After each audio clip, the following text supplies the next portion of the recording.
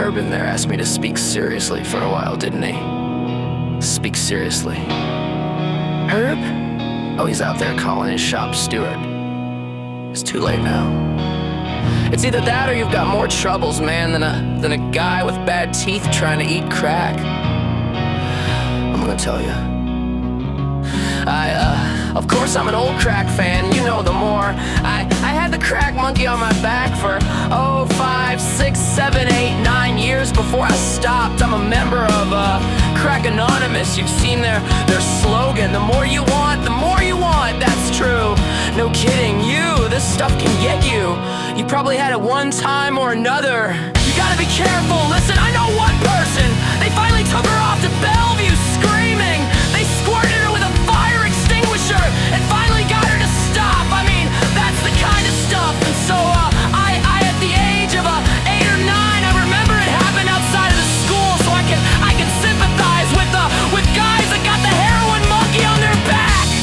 That's a fantastic feeling. You think that God has smiled.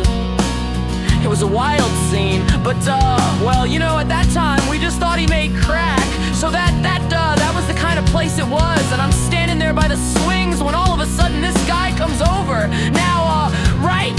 Well, anyway, this guy walks up and down, see the hall, and you say, "Yo, there," and he goes, "What's up?" Well, they just look at you, see? They look at you like a hooded cobra, and then he gives you crack. Try this. What is this? 5 minutes later, I have knocked down my first crack. Little did I know I'd get a gun. Once you start on that stuff, friends, forget it. Every available nickel that I could get, I could steal, borrow, beg, that I could, just somehow grovel out of the earth. I'd rush down to George's and buy crack. And I just couldn't stop this. And it got to such a point where I would sit in geography class and I would think of crack, and I would think of the prize. The prize! Any crack hooker knows the prize!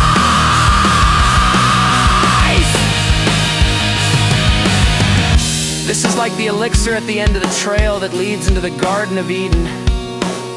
Well, this went on 6, 7 years. I began to let my hair go and my clothing was getting rotten. I was slipping into a life of sin. Oh God. Don't worry, he knows! I bet he knows about that crack! Don't worry, he knows! Maybe that was it! And then we were gonna have our party in the corner of our room atop a desk, sat our Christmas crack! Every kid in the class had bought a crack bag! Crack bags! Beautiful, miraculous crack street! Great party time.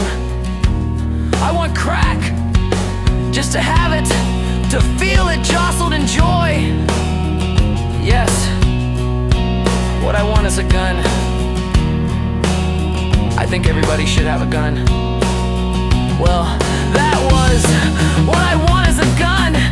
I think everybody should have a gun. Well, that was a lie, of course, and I waited a way of life to be gunned down by the gun.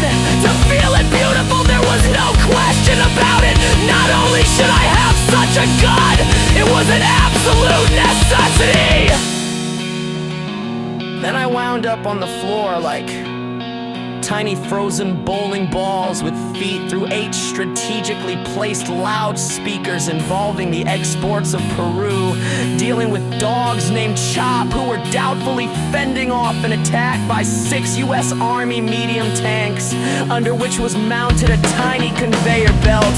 Plaid golf knickers hung from billowing parachutes like a mysterious black mountain range for a golden tinkling panoply of a mechanized place until well into spring, which would result in nobody scoring.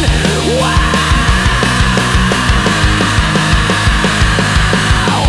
I thought of the gun 7 days a week. I drew pictures of it on my hand in indelible ink on Helen Weather's dress in front of me.